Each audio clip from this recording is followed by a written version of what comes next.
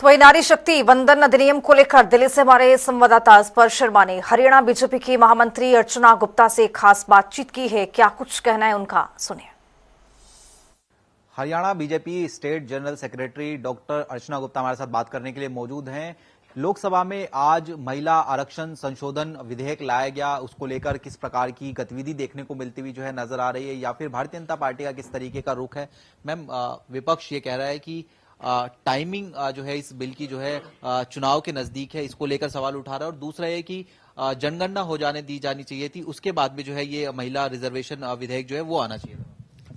देखिए, पहली बात तो भारत एक बहुत बड़ा देश है और आज मोदी जी ने कहा है कि भारत में हमें एक राष्ट्र एक चुनाव, one nation one election platform लेकर आना ही पड़ेगा, क्योंकि अभी मान लो पश्चिम बंगाल का दूसरा और तीसरा चरण बाकी है, तमिलनाडु का दूसरा चरण बाकी है, लेकिन अगर हम इस चुनाव के बाद भी बिल लेकर आते तो पंजाब का चुनाव आ रहा था, उसके तुरंत बाद उत्तर प्रदेश का चुनाव आ रहा है।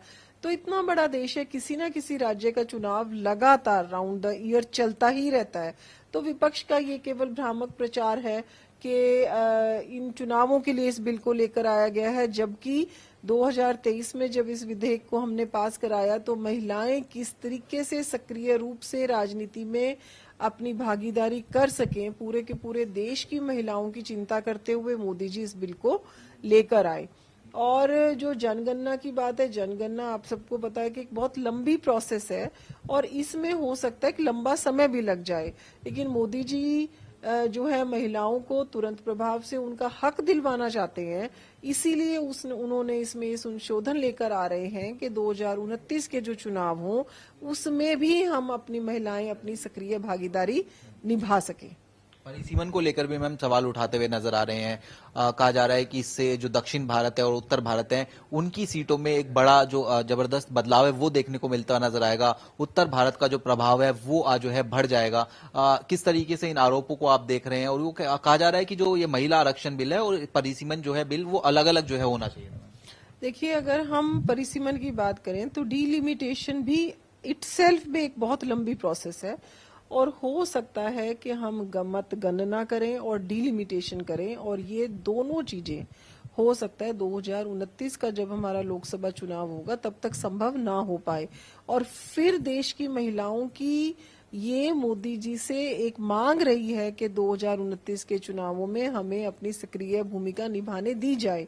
तो इसलिए मोदी जी ने महिलाओं की मांग पर, महिलाओं की सक्रिय भूमिका रहे राजनीति में, इसलिए ये किया कि 2029 के चुनावों में हम अपनी भागीदारी निभा सके। इसके अलावा अंतिम प्रश्न, जिस तरीके से नगर निगम चुनाव की घोषणा हो चुकी है, किस तरीके की तैयारी भारतीय जनता पार्टी की चल रही है? कांग्रेस की भी आज बैठक होने वाली है।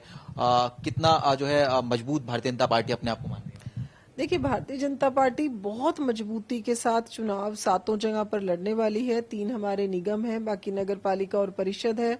और आने वाले समय में आप देखेंगे कि हमारे तीनों नगर निगम में हमारे मेयर बनेंगे और नगर पालिका और नगर परिषद में हमारे चेयरपर्सन्स बनेंगे। हमारे मुख्यमंत्री जी, हमारे प्रदेश अध्यक्ष जी बहुत मजबूती के साथ, हमारे प्रदेश के प्रभारी डॉक्टर सतीश पूनिया जी चुनावों की रणनीति बनाने में जुटे हैं और सभी जगह के हमने प्रभारी से प्रभारी लगा दिए। हमने तो इवन वार्ड्स के प्रभारी तक नियुक्त कर दिए हैं।